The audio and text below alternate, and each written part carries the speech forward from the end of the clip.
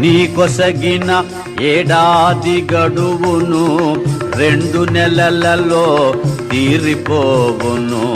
అంతదనుక నిన్నంటగరాను, ఈ లోపున బాగోగులు కనుగొను.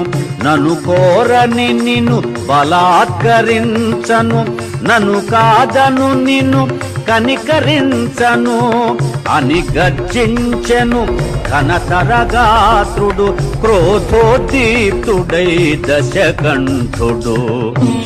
ఓ రావణా, నీ క్రొవ్విన నాలుక గిజగిజలాడి తెగిపడదేమి? కామాంధుడా, నీ క్రూర నేత్రములు గిరగిర తిరిగి రాలిపడవేమి? పతి ఆజ్ఞ లేక ఇటులుంటిగాని త్రుటిలో నిన్ను దహింపనాయేమి అని పల్కె సీత దివ్య స్వరమున. తృణము కన్న రావణుడే హీనమన.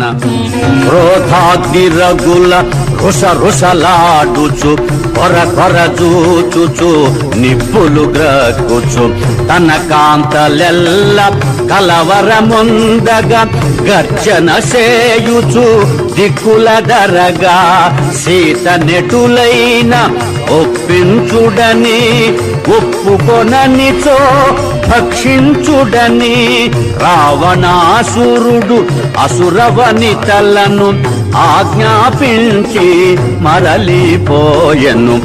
అందున్నవక వృద్ధ రాక్షసి తోటి రాక్షసుల ఆవల ద్రోసి, కావలెనన్నా నన్ను వధింపుడు, సీతను మాత్రము హింసింపకూడు.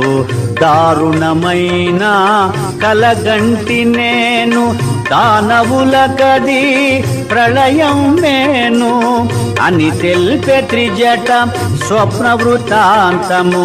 భయకంపితలైరి రాక్షసీ గణము. శుక్లాంబరములు దాల్చిన వారు రామలక్ష్మణులు అగుపించినారు. వైదేహికి ఇరువంకల నిలచి దివ్య తేజమున వెలుగొందినారు. తెల్లని కరిపై మూవురు కలసి లంకాపురిపై పయనించినారు అని తెల్పె త్రిజట స్వప్న వృతాంతము. భయకంపితలైరి రాక్షసీ గణము.